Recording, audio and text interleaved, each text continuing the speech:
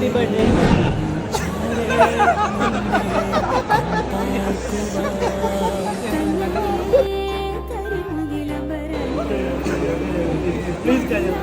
Thank you so much.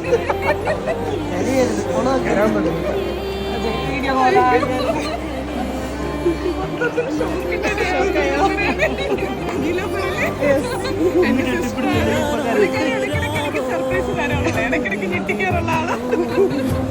എനിക്ക് വാക്കൊന്നും കിട്ടില്ല. ഭയങ്കര സന്തോഷമായി. ഓൾറെഡി ഒരു ഷോക്ക് കിട്ടിയിട്ടിരിക്കുകയായിരുന്നു. Thank you so much.